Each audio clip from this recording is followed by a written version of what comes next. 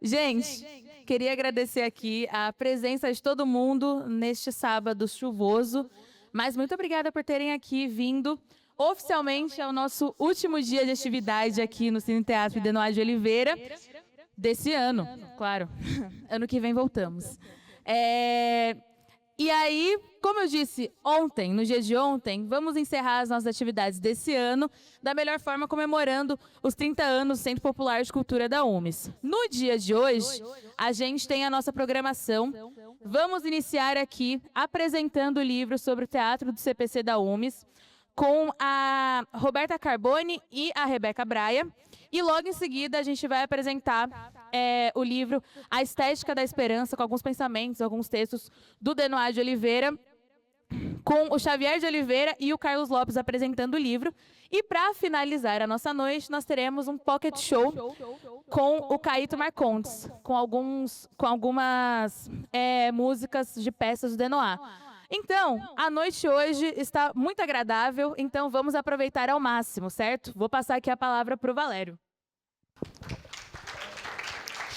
Boa noite. Só para repetir algumas coisinhas que foram ditas ontem, para quem não teve, é importante, não esteve aqui. Esse projeto é um projeto que tem 4 publicações, 3 nós estamos apresentando agora, e a gente está apresentando e não lançando, porque essa edição é dedicada à distribuição gratuita em escolas de teatro e bibliotecas do Brasil inteiro.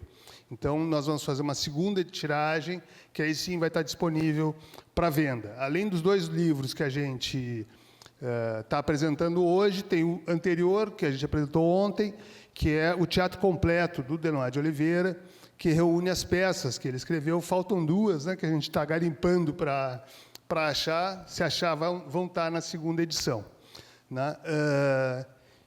Hoje nós temos também aqui, para ninguém sair de mão vazia, o Rui de Oliveira, que fez as ilustrações dos 2 livros do Denoá, ele generosamente fez um encartezinho aqui com todas as gravuras do livro de teatro do Denoá de Oliveira. Imagens de teatro, Rui de Oliveira. Esse livro está à venda aí fora, esse folheto está à venda aí fora. Quem quiser levar uma lembrança para casa, um presente de Natal, vai ser um grande presente. Também aí fora vai estar uma banquinha, para quem tiver interessado em se inscrever na pré-venda, com desconto desses livros, deixa o nome, que assim que sair a edição, a gente lança. Eu queria ressaltar também aqui a presença do Luiz Carlos Bahia. O Luiz Carlos Bahia é um precursor desse trabalho. A gente sabe que esse trabalho aqui só existe por conta do Denoá de Oliveira, que a gente chamou ele e ele veio para cá e começou a montar todo esse trabalho, começou esse sonho que hoje já tem mais de 30 anos.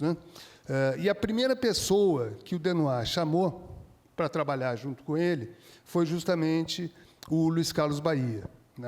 Num tempo em que isso aqui era uma arena, o Bahia dormia, às vezes, aqui, porque morava longe, e acabava o ônibus. E ele tinha que ficar aqui até 1, 2 horas da manhã, ele dormia aqui. Então, muito do que a gente tem aqui hoje tem o sangue, suor do Luiz Carlos Bahia. E ele vai nos brindar, inclusive, com uma apresentação antes do show do Caíto, ele vai nos brindar aqui com uma apresentação dele. Então, sem mais delongas, eu chamo a Rebeca Braia e queria agradecer muitíssimo o Caíto por ter feito isso. O Caíto ele tirou as partituras todas. Existe uma crueldade com a música de teatro, que ela fica na peça e some. Depois ninguém sabe. São muito poucas as peças, Chegança, o Paneguinho e tal, que foram para o disco e aí são conhecidas. Mas a imensa maioria das peças se perde a música. E o Caíto teve o trabalho de transcrever as partituras que estão nos livros do Denoá. Também está no livro do CPC, as músicas do Querem Bater Minha Carteira. E vai nos brindar com o show aqui. Muito obrigado também, Caíto. Chamando ao palco Rebeca Braia e Roberta Carboni, que fizeram os prefácios do livro do CPC da UNE. Depois você apresenta a com todos os títulos da Roberta. Não preparei.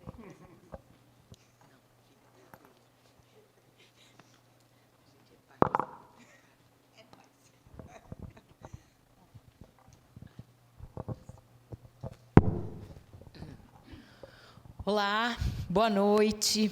Eu estou muito feliz de estar aqui. Eu queria agradecer imensamente o convite, tanto para poder falar um pouco sobre esse livro, né, que, como o Valério disse, está sendo apresentado hoje, não lançado oficialmente, porque ainda não está disponível à venda, mas quero agradecer muito a possibilidade, né, agradecer ao CPC UMES, agradecer ao Valério, agradecer à Rebeca, a possibilidade de estar aqui hoje falando um pouco sobre esse livro, que é um livro incrível, muito gostoso, imprescindível, acho que para a história do teatro, principalmente para a história do teatro político, estudantil, militante, e agradecer também a possibilidade de ter escrito, né, a apresentação do livro. Eu vou falar um pouquinho sobre o contexto ali, né, do próprio CPC da UNE, e vou apresentar brevemente cada uma das peças que estão, então, neste livro. Mas, para que eu não esquecesse alguma, fosse injusta com outra, eu preparei um textinho. Eu sei que, às vezes, pode ser um pouco chato, eu espero que não seja, tá? É um texto bem breve, em que eu pretendo ali, eu reelaborei um pouco a proposta de apresentação que eu escrevi para o livro, né? Encurtei muito, deixei só as informações mais precisas mesmo, para poder falar um pouquinho para vocês. Tudo bem? Então... Então, talvez os interessados neste livro já tenham se deparado com as memórias do Centro Popular de Cultura, CPC, da UNE, ou mesmo buscado por elas. Mas, como o projeto que deu origem a esta publicação declara abertamente sua filiação ao CPC dos anos 1960, como a ele se refere Denoá de Oliveira, acredita-se válida uma breve apresentação do que foi tal proposta de ação coletiva e do processo histórico que ensejou o surgimento desta coletânea de textos e peças teatrais. Bom, vale lembrar que essa história começa com a transformação que o Teatro de Arena de São Paulo provocou em nossos palcos, ao representar o Brasil e seus problemas sociais. Um tanto casualmente até, pôde-se então verificar um público afeito a uma nova forma de se fazer teatro que buscava refletir a cultura nacional.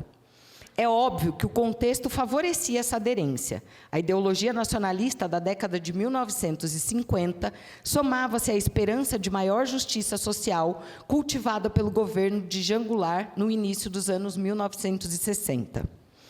Mas da aposta na renovação nacionalizante do Arena para o passo seguinte, ou seja, a criação do CPC da UNE, foram decisivas as reflexões e a atitude militante de Oduvaldo Viana Filho, diga-se corroboradas por Francisco, ou, como era mais conhecido, Chico de Assis, sobre a necessária interlocução com os reais interessados nos temas cenicamente abordados. Ou seja, na medida em que a perspectiva marxista de luta de classes pautava as criações e as personagens se tornavam figurações dos explorados, nada mais coerente que buscassem a eles, os explorados, se dirigir. Esse consequente encaminhamento, no entanto, implicava mudanças decisivas e até mesmo radicais, pois fazia inevitável que arriscassem modos de produção menos dependentes do mercado artístico e, com isso, abandonassem a estrutura empresarial mantida pelo Teatro de Arena. O que não custa explicitar, porque muitas pessoas esquecem e cobram posturas desses artistas que não fazem nenhum sentido, se a gente for fazer uma reflexão material sobre as nossas condições de vida. Então, não custa explicitar que essa aposta punha sob cautela a própria sobrevivência dos envolvidos, que dependiam do seu trabalho em arte para a sua subsistência. Durante a temporada carioca do Grupo Paulistano, o Teatro de Arena, realizada no ano de 1960, Vianinha escreve A Mais-Valia Vai Acabar, Seu Edgar, a fim de apresentar alegoricamente o processo de exploração capitalista e a teoria econômica a ele relacionada. Dirigida por Chico de Assis e ensaiada, bem como apresentada, no saguão da Faculdade de Arquitetura da Universidade do Brasil, atual Universidade Federal do Rio de Janeiro, a montagem mobilizou muitos estudantes que acompanhavam e discutiam a concretização cênica do texto. Findada a temporada do espetáculo, verificou-se a arregimentação de um grupo considerável, cerca de 100 pessoas, entre estudantes de diversas áreas, intelectuais e artistas. E para que não se dispersassem, foi idealizado, inicialmente, um curso de História da Filosofia, ministrado pelo professor José Américo Peçanha.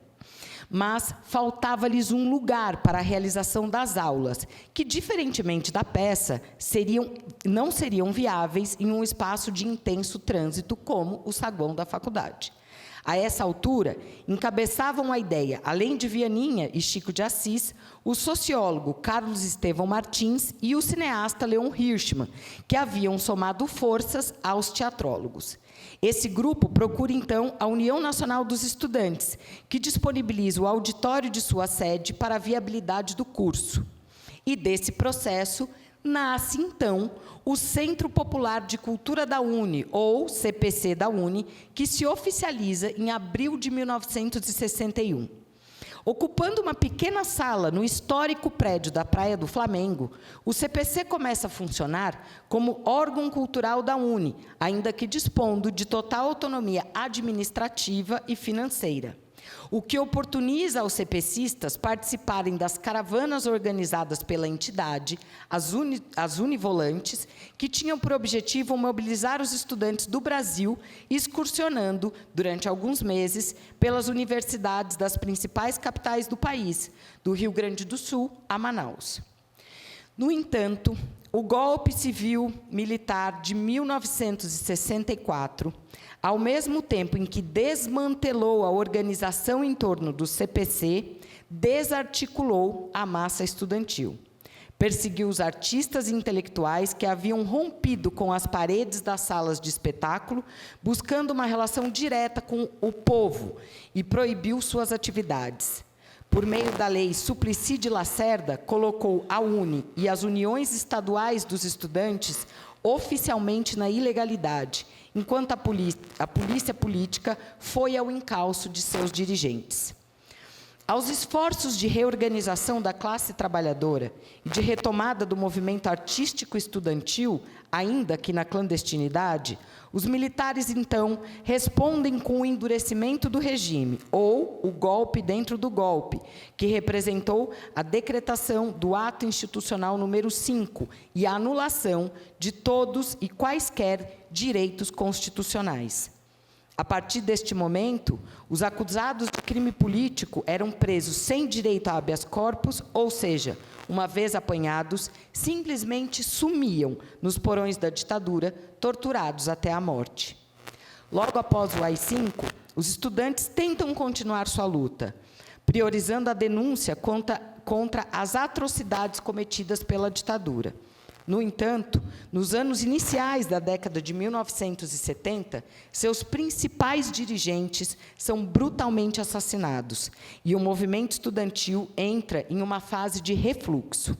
Apenas em 1979, com o sopro dos primeiros ventos redemocratizantes, é que a UNE conseguiria realizar seu 31º Congresso, com a principal pauta da volta à legalidade. Mas, como pode-se imaginar, o processo de reconstrução do movimento estudantil foi árduo, implicando a reconquista de seu espaço, da adesão da juventude e de seu papel social. A participação dos estudantes na campanha pelas diretas já, em 1983, foi bastante expressiva e fortaleceu o movimento. mas a atuação decisiva da massa estudantil se faria ver quase 10 anos depois, em 1992, com o movimento Caras Pintadas, que ganhou as ruas pela deposição do então presidente Fernando Collor de Mello. A crise político-econômica que o governo do primeiro presidente eleito democraticamente levou ao país foi agravada pela revelação do esquema Collor-PC, uma rede de corrupção comandada por Paulo César Farias, ex-tesoureiro da campanha presidencial, que envolveu tráfico de influências, irregularidades financeiras e contas fantasmas. É nesse contexto que renasce o CPC, quando o movimento estudantil retoma sua força de intervenção social. Recuperando o legado da proposta dos anos 1960, o projeto do CPC-UMES tem, como aponta Denoá de Oliveira, suas especificidades. Entre elas, o grupo, agora, é basicamente formado por estudantes ligados à União Municipal dos Estudantes Secundaristas de São Paulo, UMES. Fator decisivo, no entanto, para o alinhamento das ideias, o grupo conta com a presença viva da história. Um dos ativos participantes do CPC da UNE, Denoá de Oliveira. No texto escrito para o programa da peça Querem Bater Minha Carteira, que abre esta coletânea aqui, Denoá de Oliveira evidencia um dos principais traços da dramaturgia do CPC, o recurso à estética popular, a adoção de procedimentos emprestados do teatro de revista, do circo e de outras formas tipicamente nacionais, foi muitas vezes interpretada como estratégia de inferiorização da linguagem teatral cepecista. Argumento de tom conservador, o qual encobre uma concepção burguesa de arte. E não deixa ver que o humor espontâneo, agora, de novo, eu estou citando Denoá de Oliveira, que não deixa ver o humor espontâneo e debochado, que não fragilizava, ao contrário, potencializava as críticas ferozes contra os poderosos. Consequentemente, as peças publicadas neste volume lançam mão de tais expedientes sem receio do exagero, pois afirmam um posicionamento, uma visão crítica de mundo, que se contrapõe a uma pretensa perspectiva universalizante, diga-se, burguesa. Assim, o tratamento conferido aos textos, aqui agora publicados, concretiza os temas neles explorados, todos de domínio épico, que se define pela abordagem de assuntos de interesse coletivo. E isso sejam pautas de relevância social mais ampla, como as privatizações, ou para a massa estudantil, que, em uma concepção progressista de futuro, também dizem respeito à sociedade em geral. Querem Bater Minha Carteira, que é a primeira peça que abre esta coletânea, né, a primeira peça da coletânea, deve ser lida deste modo, pois, ao tematizar a luta pelo direito à meia entrada e ao meio passe, traz à tona o sentido da educação dos jovens.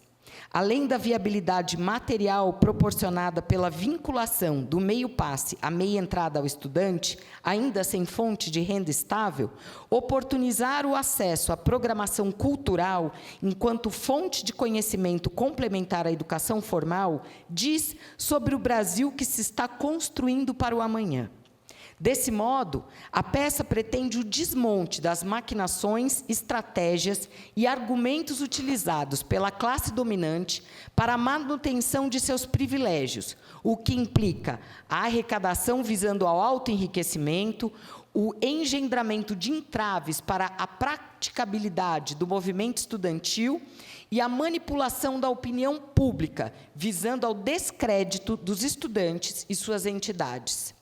Para tanto, Querem Bater Minha Carteira tem como veio central a disputa pela emissão das carteiras de meia entrada, que, durante os longos anos de ditadura e com o fechamento das entidades estudantis, passaram a ser emitidas pelas próprias instituições de ensino. Com a reconstrução do movimento estudantil, o documento volta ao domínio da UNE e da União Brasileira dos Estudantes Secundaristas, UBS, com a instauração de novos parâmetros de fiscalização, a fim de recuperar sua legitimidade. Idealizada para apresentações na rua, Querem Bater Minha Carteira inaugurou o Teatro do CPC UMES, aqui, em 1994, e acabou ganhando uma estrutura para palco. Escrita pelo grupo de dramaturgia do CPC UMES e dirigida por Denoá de Oliveira, que também compôs as letras e músicas, a peça contou com a participação de mais de 20 jovens. Querem Bater Minha Carteira é seguida por 4 autos: auto das mensalidades, auto da traição, auto da CPI e auto do capitão Fujão. Essa forma dos autos, cuja utilização foi amplamente explorada pelo CPC da UNE, tem como uma de suas características a personificação de ideias ou conceitos, como comportamentos e representações sociais. Assim, a utilização política dos expedientes intrínsecos aos autos se insere no teatro de agitação e propaganda, com peças de tamanho reduzido, enredo breve e ritmo intenso, para abordagem de assuntos da ordem do dia. São obras que não se limitam a um espaço pré-determinado, mas se adaptam perfeitamente a diferentes ambientes, como os autos do CPC UMES aqui publicados, que saíram para as ruas em busca do público com real interesse nos temas em debate. O auto das mensalidades dirige sua crítica ao aumento abusivo das mensalidades escolares, que durante os governos de Fernando Collor de Mello e Fernando Henrique Cardoso ganharam respaldo legal. O Estado, eximindo-se de sua responsabilidade regulamentadora, atribuía a fixação dos preços às próprias instituições de ensino privadas, com base na compatibilidade de custos e no acordo entre os estabelecimentos. Abarcando os níveis pré-escolar, fundamental, médio e superior, essa determinação veio a favorecer a obtenção desenfreada de lucro e, com isso, a privilegiar unicamente os donos das instituições de ensino. É interessante também notar que o auto das mensalidades, em conexão direta com o seu momento histórico, revela um dos maiores estragos perpetrados pela ditadura militar brasileira ao Estado de Direito. Se no pré-64 ainda era possível lutar pela ampliação do acesso à educação pública e de qualidade, uma das principais pautas estudantis com vistas à democratização do ensino passava agora a ser a viabilidade material de inserção e permanência dos estudantes em instituições privadas. Já o auto da traição também se insere no contexto do governo de Fernando Henrique Cardoso e denuncia suas arbitrariedades, evidenciando as adulterações na Constituição Federal de 1988, que acarretavam sua reputação de traidor. Em decorrência, a peça figura o próprio demônio, de nome Dinatus, que vem pessoalmente anunciar seus erros e entregá-lo a uma comissão de almas perdidas, composta por outros históricos traidores, como Silvério dos Reis e Judas, que o conduzirão aos infernos. Também contextualizada no governo de FHC e procurando expor as irregularidades praticadas em sua gestão, o auto da CPI talvez seja o exemplo formal mais fiel de um auto, na medida em que praticamente todas suas personagens são alegorizações. Nesse sentido, a peça personifica a própria Comissão Parlamentar de Inquérito. A CPI se torna uma personagem que tenta a todo custo se instalar. E o ex-presidente, aconselhado por National Kid, representando o setor financeiro, presta contas às classes populares, alegorizadas por meio de seus principais segmentos: Dias Parado, os desempregados; Dona Previdência, os aposentados; Campo Roçado, os trabalhadores rurais; Zé Povo Ferrado, os trabalhadores urbanos. Perdão. Interessante mencionar que a peça teve a autoria do poeta repentista Lourinaldo Vitorino e é inspirada na literatura de cordel. As 3 peças, portanto, tratam de assuntos de urgência de um mesmo momento histórico. Tanto o Alto das Mensalidades quanto o Alto da Traição foram escritas em 1995 pelo Grupo de Dramaturgia do CPC UMES e dirigidas por Luiz Carlos Bahia. Já o Alto da CPI foi escrita em 1996, mas estreou no ano seguinte com direção de Denoir de Oliveira e também de Luiz Carlos Bahia. O Auto do Capitão Fujão propõe um avanço temporal, na medida em que data de 2022 e trata dos acontecimentos que marcaram o governo autoritário e negacionista de Jair Bolsonaro. Nesse caso, o contorno farsesco que ganhou a história nacional no período fornece não só a matéria, como também a feição satírica de que os autores, Marcos Vinícius de Andrade e Valério Benfica, se aproveitam. A peça forja o julgamento do ex-presidente, figurado como capitão, que, aludindo à patente oficial do militar aposentado, só possui a afetação. Os filhos de Bolsonaro são representados por meio da personagem Zero, que reúne características dos 3 proeminentes e alude à forma como seu pai a ele se refere, 01, 02, 03. A peça fez sua estreia aqui, no então rebatizado Cine Teatro Denoir de Oliveira, com direção de Ney Piacentini e elenco formado pelo Núcleo Estudantil do CPC UMES. A última peça desta coletânea, O Juro vai abaixar, seu Edgar, encerra simbolicamente um ciclo e referencia a obra em torno da qual veio a se organizar o CPC da UNE. A mais-valia vai acabar, seu Edgar, de Oduvaldo Viana Filho.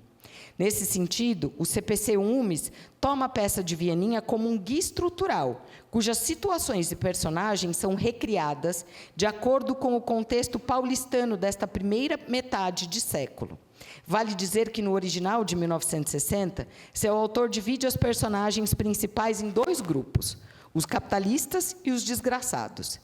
Enquanto os primeiros, os capitalistas, formam um conjunto homogêneo, os desgraçados pertencem à classe trabalhadora urbana e são todos operários, mas representados por 4 possibilidades diferentes, conforme o recurso à tipificação usado por Vianinha: o religioso, o simplório, o mulherengo e o questionador dotado de espírito crítico.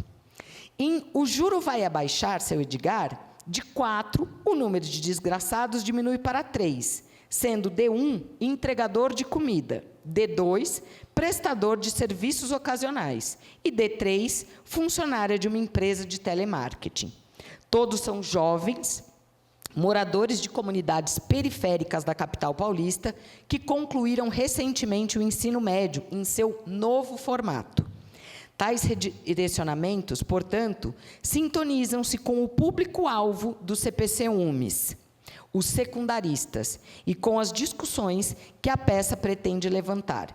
Entre elas, a transformação da experiência escolar provocada pelo novo ensino médio, cujas relações de ensino-aprendizagem foram substituídas pela acomodação dos estudantes às necessidades de produção e consumo.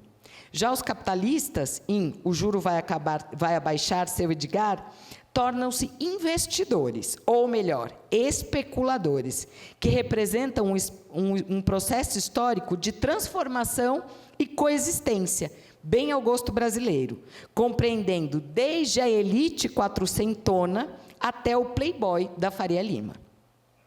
Walter Mercado personifica a mão invisível que simula definir as relações econômicas no capitalismo, ou ainda o próprio mercado, cuja invisibilidade é materializada em atitude de reverência aos investidores.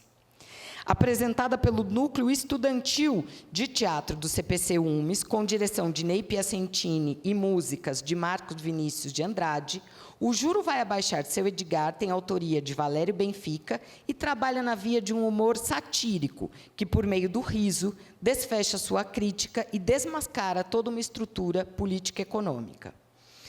Para além do que for aqui, agora, por mim apresentado, Vale dizer que as peças dessa coletânea são acompanhadas por textos introdutórios que expõem o contexto de produção de cada uma delas e são, portanto, essenciais para circunstanciá-las.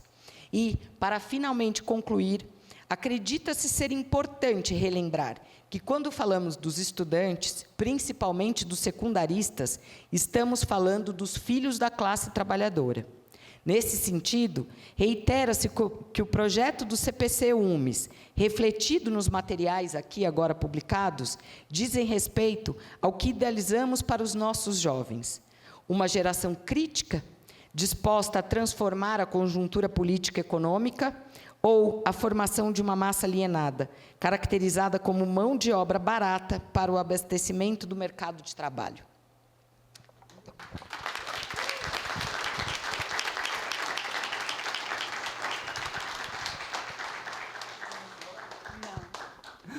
Foi ótimo, maravilhoso. Bom, gente, deixa eu só apresentar, então, um pouquinho. A Roberta é minha amiga, parceira de estudo, né? A gente fez mestrado praticamente junto, assim, e ela tem um mestrado e doutorado sobre a obra do João das Neves, que é um trabalho incrível, depois vocês podem procurar para ler. E a gente se conheceu aqui no processo da montagem dos Azeredos mais Benevides. Não sei se a gente já se conhecia um pouquinho antes, né, do Latão. Mas ela estava junto aqui nos Azeredos e tal. Então, bom, eu vou improvisar um pouquinho mais, mas eu também fiz umas anotações aqui, que eu não sei se eu vou conseguir acompanhar, né? Mas eu também fui chamada para apresentar esse livro e acho que pelo simples motivo assim de eu ter gabaritado nessas peças, eu consegui fazer parte de todas elas. Então, ao longo desses 30 anos, eu fiz parte desse trabalho, né, começando com o Quero Bater Minha Carteira, que foi a primeira peça aqui do CPC, e também a minha primeira peça de teatro, né, ainda como uma jovem estudante.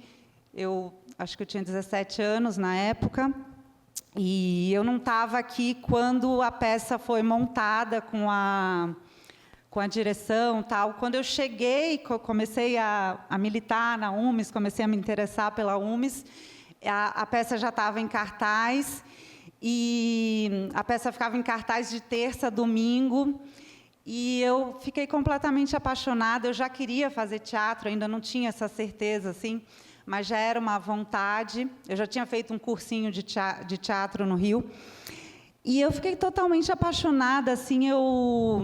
Eu comecei a assistir todos os dias, né? Eu vinha todos os dias e eu decorei todas as falas, decorei todas as músicas, assim como hoje em dia o pessoal da UMES também faz, também assiste, também decora. Então, foi a primeira peça. Aí logo eu já sabia a peça inteira de cor, e aí uma das atrizes saiu e o Denoir me convidou para entrar para fazer a peça. Então, foi uma coisa assim que realmente é uma memória assim que eu guardo com muito carinho e muita emoção, e que está sempre me nutrindo, né? Essa memória assim de ver o Quero Bater Minha Carteira, que era uma peça que aqui ainda era uma arena, então eram 4 plateias assim de arquibancada, e a cena acontecia toda nesse esquema de arena, com muitos atores. Tinha metade do elenco eram atores profissionais, a outra metade eram estudantes, alguns eram crianças. Era muito engraçado, você viu também o vídeo, né? E tinha todo esse dinamismo, assim, e aí, ao mesmo tempo, eu comecei a militar, e aí eu comecei a ouvir as discussões. E aí aquelas discussões estavam aqui também, e eu vi aquelas discussões serem feitas em forma de teatro, que me apaixonava, né? Com aquele figurino, com a coisa da lantejola, das plumas, das luzes, né? Mas é isso. Então, aí eu queria só falar um pouquinho, já que a Roberta apresentou maravilhosamente bem todas as peças, falar rapidamente para a gente poder abrir logo aqui para a discussão, desse processo de aprendizagem que a gente acaba passando. O meu processo de formação política e artística aconteceu a partir dessa experiência que eu vivenciei durante esses anos todos. E dizer isso, que essas peças têm esses temas, né, que são temas mais do dia a dia, assim, da luta, das questões da conjuntura nacional. E aí, quando você começa a fazer aquele texto, a cantar aquelas músicas, e mesmo ainda sem saber direito como apresentar, porque você ainda é muito novo, você ainda não tem uma formação, né, técnica, e aí você vai para a rua, eu sei que muitos aqui já fizeram isso, com as peças mais recentes, você vai para a rua e você vai para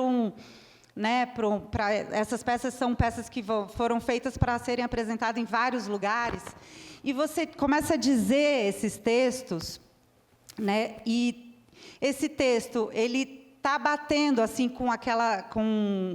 ele tem uma sintonia com a realidade do público.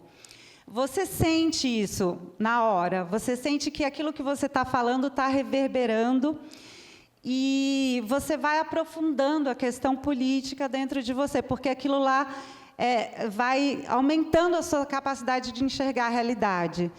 Então, eu acho que esse é um processo muito incrível de se aprender, que eu acho que é muito característico do teatro, né?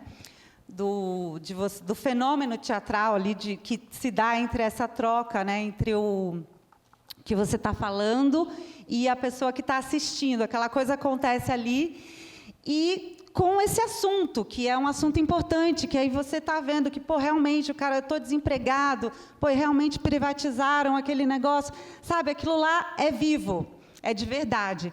Então, eu acho que é um jeito muito, muito precioso de politização, de aprofundar a consciência, tanto para quem está fazendo, quanto para quem está assistindo. E foi esse o trabalho que a gente sempre fez.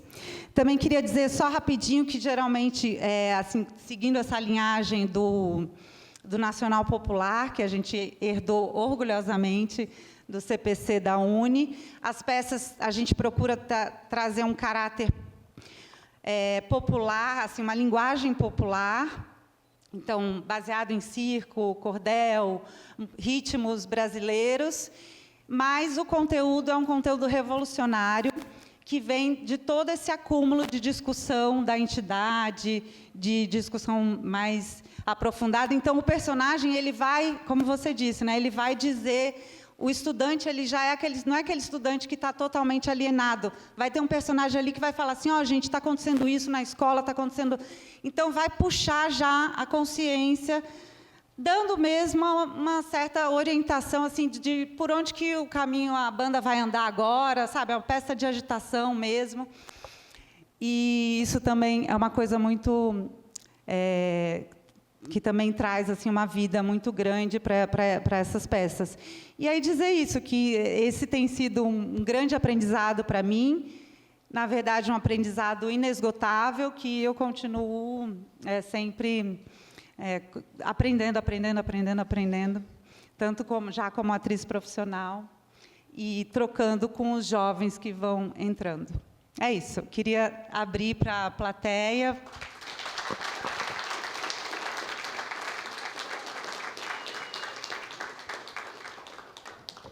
Se alguém quiser fazer alguma pergunta, ou só perguntar aqui, a gente abre ou já segue para a próxima? Tá.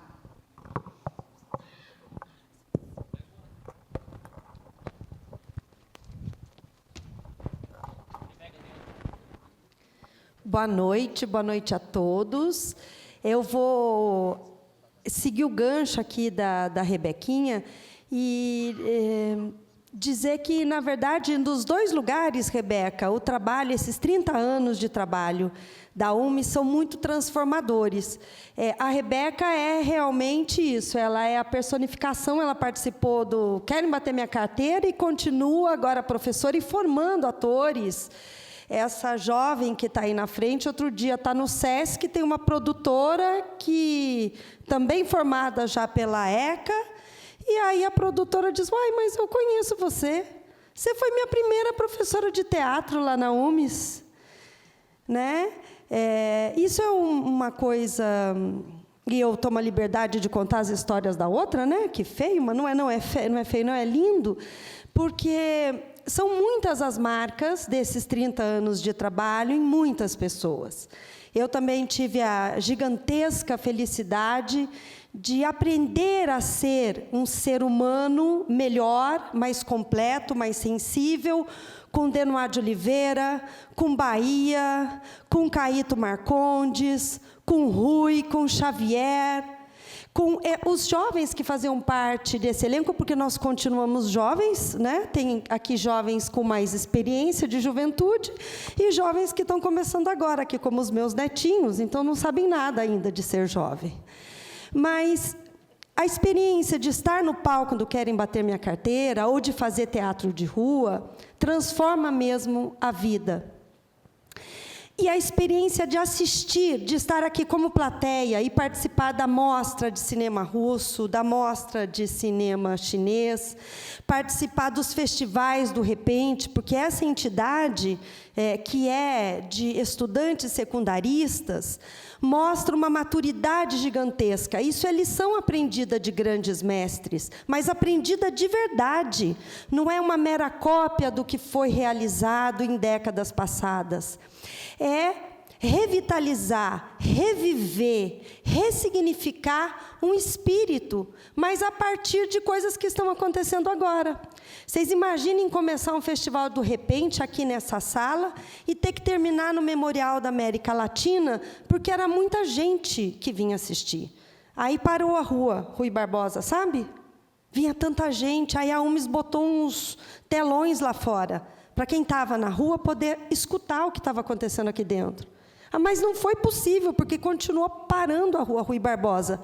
E aí começou nesse palco e terminou no Memorial da América Latina com 1.000 pessoas. Isso foi lição para quem? Foi só para quem se apresentou no palco? Ou foi lição para todos nós? Foi lição só para quem teve a oportunidade de estar naquela plateia de 1.000 lugares? Ou foi uma lição de história para todo o povo brasileiro? Né? Olha o que é o Repente. Então, Rebequinha, isso que você disse, sabe que o CPC transforma vidas? Transformou a vida, transformou a humanidade, transformou a sensibilidade de muita gente.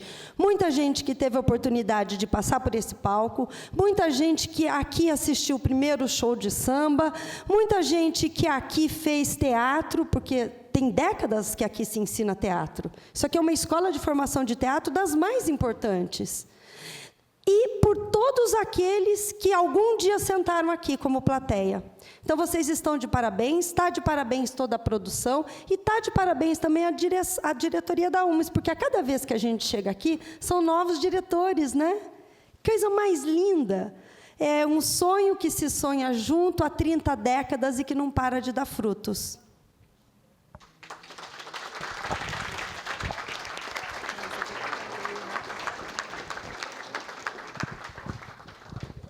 Só antes da próxima pergunta, é que eu sou meio grosso, não falo as coisas direito. A Mônica é a organizadora, junto comigo, dessa publicação e se dedicou aí a recompor os textos, fazer as notas e tal, e vai ser coautora também do próximo livro, do livro da história do CPC. Perguntas?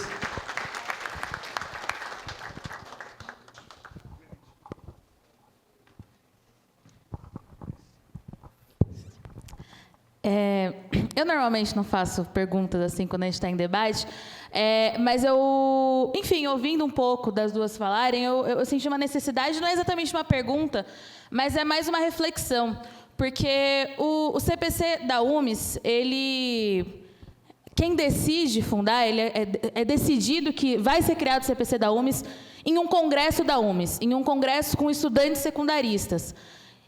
Inspirado muito no que foi o CPC da UNE, e aí, ouvindo um pouco a história, o CPC da UNE ele foi decidido, existia uma coisa do movimento estudantil, mas quem decidiu fundar o CPC da UNE, enfim, eram atores, era quem estava mais ligado no movimento artístico, enfim, do teatro da época. E é bastante... Eu, como fazendo parte dessa entidade, eu fico bastante emocionada, assim, porque quem decidiu refundar esse movimento foram estudantes que não estavam na universidade. Tampouco teve contato com teatro ou com algum movimento artístico antes. Mas no meio do movimento do que é a UMES, dentro de um congresso, decidem. É colocado ali, os estudantes eles aprovam isso, sabe? Aprovam a fundação do Centro Popular de Cultura da UMES.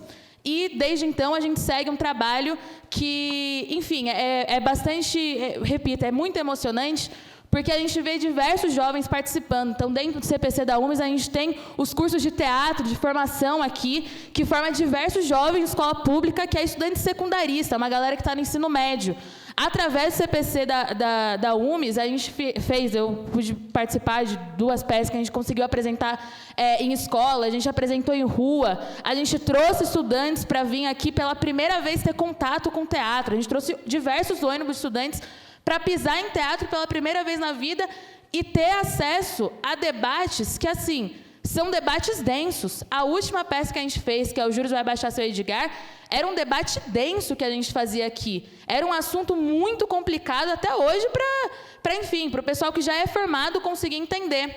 Mas a gente consegue, através dessa linguagem, que é uma linguagem popular, traduzir isso. E aí eu queria trazer a reflexão que quem constrói esse movimento, claro, que o CPC tem diversos profissionais, técnicos, que elaboram tudo isso, mas quem passa a mensagem, quem passa adiante é uma entidade estudantil secundarista. Então, essa reflexão eu queria ouvir um pouquinho de vocês, assim, sobre o fato de ser uma entidade secundarista, não é uma entidade universitária, enfim, mas são os estudantes de ensino médio que estão trazendo isso, que fazem esse movimento, que mobiliza a galera para vir aqui assistir o show de samba, vir para as mostras de cinema, vir para o teatro, enfim. Queria ouvir um pouquinho de vocês, um pouco mais sobre isso. É isso.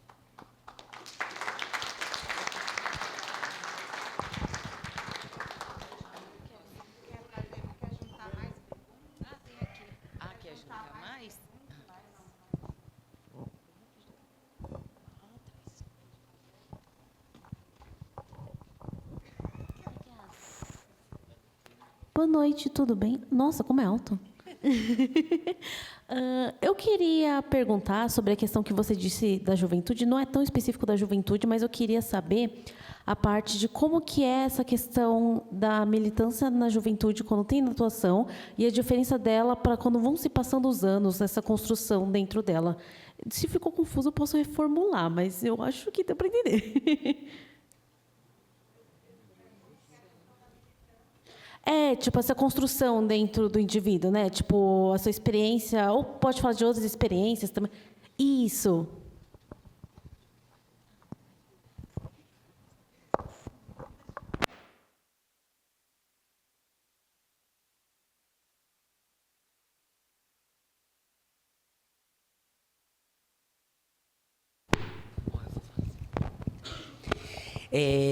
Em relação a essa questão, né, que você trouxe, que eu acho assim muito encantadora até, eu diria que a única possibilidade de um renascimento do CPC hoje na nossa atual conjuntura seria dos estudantes secundaristas, assim. Eu acho que dentro da universidade, não sei, Rebeca, mas, né, assim, dentro da universidade do que a gente vê hoje, eu acho isso pouquíssimo provável. Você até falou, né? A gente não estudou o CP, né? Foi uma iniciativa de pessoas que não chegaram a estudar o CPC na faculdade, ou coisa do tipo, e a gente não estuda, né? A gente não estuda o CPC na faculdade. Eu sou formada em artes cênicas pela USP e a gente não estuda, não passa por essa história, né? Você vai buscar essa história fora dos muros da universidade.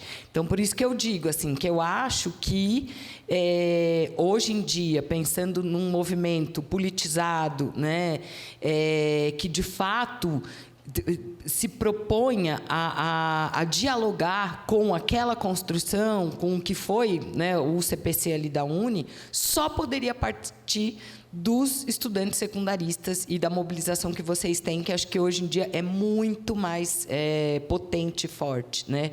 Dentro das universidades, a gente já vai vendo ali também muitas pessoas interessadas ou nas suas próprias carreiras e vidas, ou do ponto de vista até da militância, preocupadas com o seu futuro político, né? Principalmente dentro de universidades públicas grandes. Eu não estou generalizando, tá, gente? Não é isso também. Sei que tem pessoas ali sérias e engajadas, mas a gente vê muito isso, assim, tanto que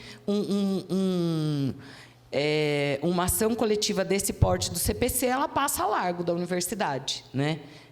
Não faz parte ali nem do conteúdo, e nem tem o interesse, me parece, também de pesquisa ou de conhecimento por parte das pessoas ali, né? Tem uma coisa legal também, que se a gente for pensar na coisa do CPC da Uni, o Vianinha, o Chico de Assis, eles já eram jovens mais adultos, mas eles começaram lá no Grêmio Estudantil, né? Muitos deles, assim.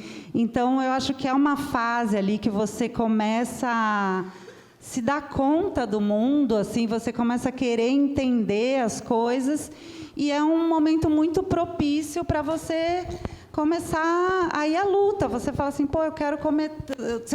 A pessoa está muito... Tá muito, como é que se diz? Quando a pessoa quer muito, assim, né?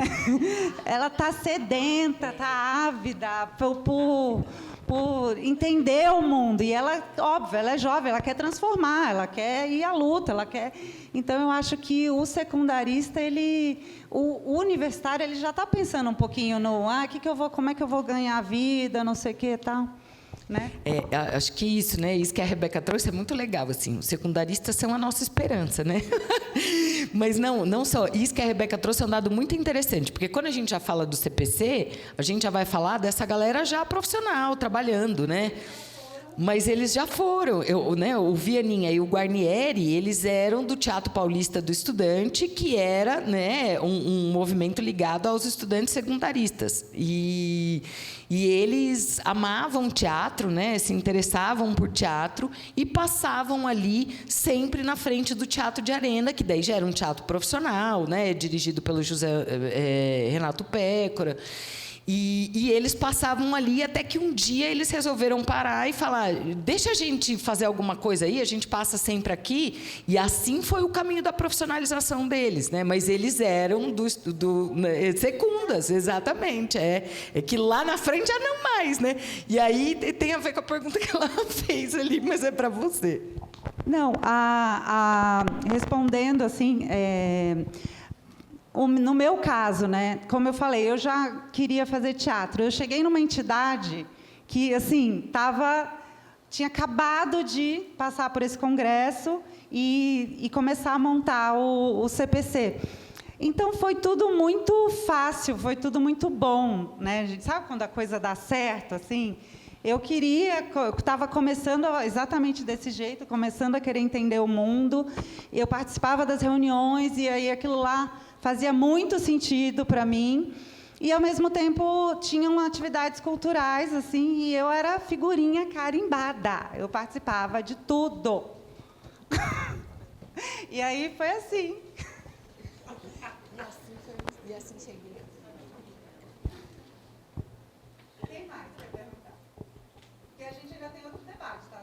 Agora a Rebeca destacou. Você está aí, quem mais?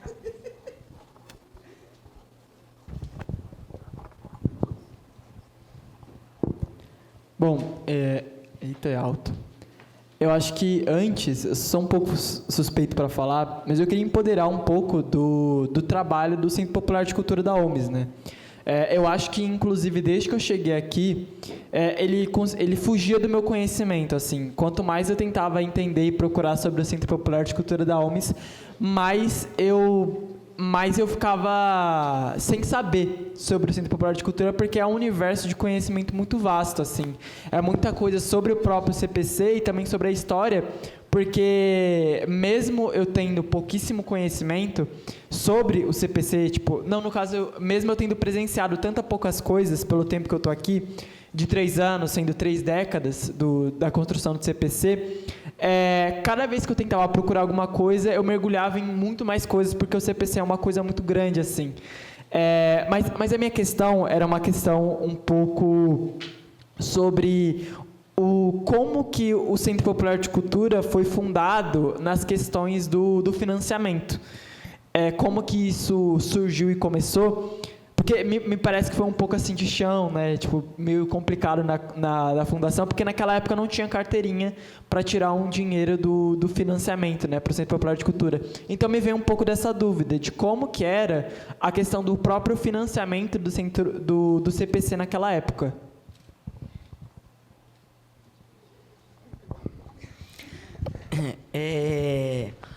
Bom, tem algumas questões, né, por trás disso, assim. A primeira coisa é que o Centro Popular de Cultura, ele tinha uma certa independência, né, financeira e administrativa em relação à própria UNE. Ainda que é uma história construída por muitas vozes, né? Tem, inclusive, um livro da Jalusa Barcelos, que ela colheu depoimentos de várias pessoas que participaram do CPC. Ali você vai encontrar informações extremamente contraditórias. Pessoas que vão falar assim, não, a UNE não repassava nada de dinheiro para o CPC. Você vai encontrar gente que vai falar, não, tinha sim algum repasse de verba. O que a gente sabe é que eles produziram muitos materiais, né? Então, eles produziram LPs, o povo canta, né? Eles produziram livros, né? O violão de rua, os cadernos do povo brasileiro. E isso, a venda desses materiais, gerava um dinheiro ali para o próprio CPC, né? Além disso, por exemplo, e isso, na verdade, você está colocando quase o dedo na ferida, porque tem um debate mesmo em torno ali do CPC em relação à profissionalização do CPC, ou seja, nós aqui, artistas, intelectuais, estudantes, que estamos aqui trabalhando no CPC, a gente deve se profissionalizar para pensar na possibilidade em viver disso ou não? A gente deve manter o trabalho assim como está, né? Então, isso é uma questão. Mas o teatro do CPC da UNE, que estava sendo construído ali no prédio da UNE, na Praia do Flamengo, a ideia é que, claro, a preços populares, que viabilizasse também, né, a presença muito da classe trabalhadora, mas que, por exemplo, fosse cobrado ingresso, né, para que fosse mais um meio ali de renda e de subsistência daqueles artistas. Mas eu estou te dizendo isso porque isso era uma questão ali para eles. Quando você vai encontrar, por exemplo, né, Rebeca, você vai pegar os documentos ali, os relatórios, né, deles, você vê isso sendo debatido ali, né? Você vê uma ala, por exemplo, que acreditava que o trabalho tinha que se manter com um caráter distanciado de um caráter profissional ou empresarial, digamos assim, e ali tinha gente que não, que achava que tinha que ter um caráter empresarial a fim de que pudesse sustentar os artistas e os intelectuais ali envolvidos nisso. O problema que eu acho grande, assim, né, é que a gente tem um trabalho abortado de repente, assim. Então, não dá nem para a gente pensar muito bem o que poderia ser, o que poderia não ser, porque o CPC dura muito pouco, né? Ele dura de 61 a 64 e vem o golpe militar e aborta completamente ali. Então, ele era, o que a gente vê é que ele era um ambiente com um debate muito rico, formado por vozes muito diferentes até, e o que a gente vai entender é isso, assim, que você tem diferentes depoimentos, diferentes visões. Eu, por exemplo, né, que nem a Rebeca falou, eu estudei o trabalho do CPC muito de um ponto de vista concreto, assim. Então, a carreta do CPC, como era o trabalho de rua do CPC, porque, do ponto de vista teórico, você tem mais material, digamos assim, né?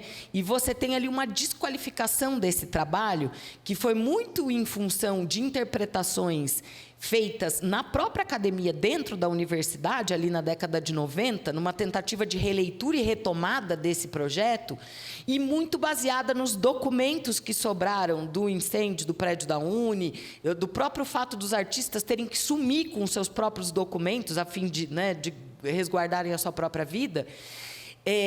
Então, se criou ali uma tradição, na década de 60, principalmente dentro da universidade, de interpretação puramente teórica desse trabalho, né? Então, eles pegavam os documentos, como, por exemplo, o pré-projeto, que iria ainda passar por aprovação, que foi escrito por uma pessoa e queria passar por uma aprovação coletiva.